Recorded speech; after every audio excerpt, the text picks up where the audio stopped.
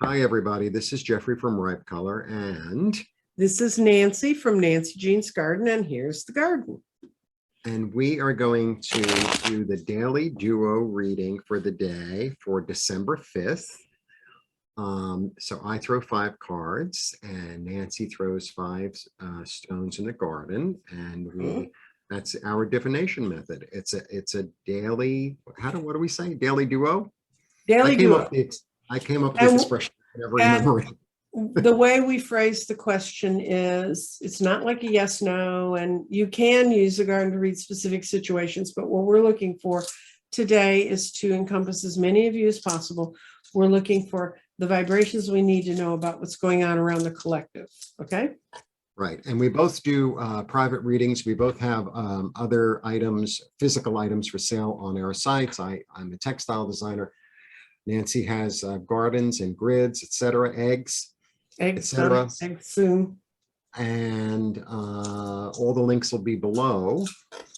And please like, subscribe, share, comment, press the bell for notifications.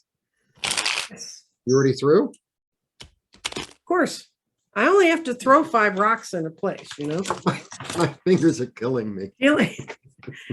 Dealing out cards. I start out as, for those who don't know me, I start out as a tarot reader. I started reading cards for fun and at slumber parties when I was 12.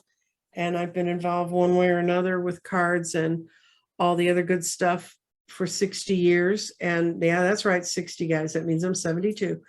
And this divination tool I channeled it through me, and it was channeled by messages that came in the middle of the night, which meant I had kind of crappy sleep for about 6 months. And we're now learning how to work with it. And Jeffrey's been kind enough to come and read cards with me to kind of explain sort of what I'm looking at. Yes. And so what did you do? What do you see for the day? Okay, so for body, I get the death card, one of my favorite cards. Everyone freaks out about this card. You watch those bad horror movies and they always have this, they always have the bad music, you know?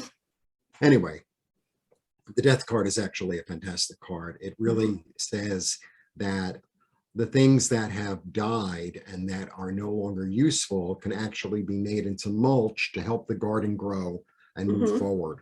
That's what it's a complete and utter transmutation. You know, it's the card of Scorpio. Okay. Right. Then for mind, we have bigger pastures, a bigger idea, a new strategy, creative thinking. You know, maybe I've been thinking too small. Maybe I need to get bigger. Maybe that's what this transformation is about. Then for spirit, I've got a lot of messages, lots of messages, and messages of change. Messages of change. And I think the change is really about seeing a bigger picture, seeing something more expansive, more inclusive, more beneficial, more maybe more lucrative, more balanced. Then for grounding, I get the spiritual quest, which is, to me, this is a great card. So, you know, you could actually read this card as they're leaving or they're going toward. And I think the answer is yes. Yeah. Pick one. I always see this as both. I always see like, okay, so what you've had in the past was satisfying, but you want more. You want more. So this is really like, it's almost like a self-esteem-y kind of reading. It's sort of like, yeah, well, I have all this and all that, but you know what? My mind and my body and my spirit needs to expand further. And so I'm going to go out and get it. Right. I'm going to go out and get it. That's how I always feel about this card. And then we end with the wealth card. Well, you know, fabulous. Yay. And this is also, this could also sometimes symbolize like a company or a dynasty or like an intergenerational element to it. So this is a very profound card. And it's really about, you know, even though the 10s are about completion, the 10s are like the like attainment of the attainment. It's culmination. It's all those layers together. I'm a wordsmith. You're a wordsmith. Anyway, that's what I have. Okay. Well, we kind of vary a little bit today, more than we usually do. I'm starting off with the pyrite fool's gold being in the solar plexus, and it says it's there to burn out self-doubts and blocking you from your own power. And then we get, once again, I've gotten this, the mental stone. I think there's a lot of people that are two minds about things. They're like, yeah, this is really going better than I thought, but boy, I don't trust it. I think there's a lot of ancestral pullback and want to rethink and want to weed out what works and what doesn't. But what's really going on, I think, is in the body, because it's in the present and in third eye. And in the present, the body means at this time, this is really what you need to do. And the third eye says insights you need to express, you need to actually go out and do it. You can't just sit around and think about this stuff. You have to actually go do it. Now's the time to move and actualize things. So then we get to clarity and spirit, and they are both located in air, and air in the four elements, the four elemental things is when things are moving swiftly, and there's clarification that happens in the air.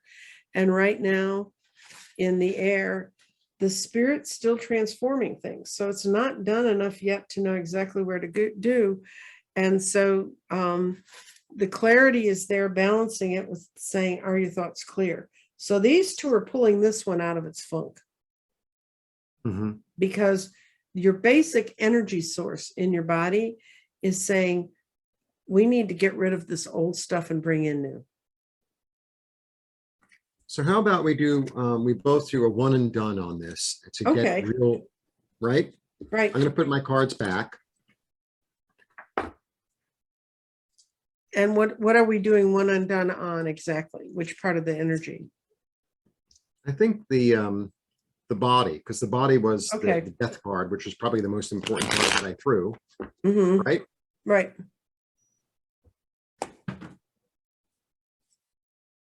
Body ended up exactly in the middle of the four elements.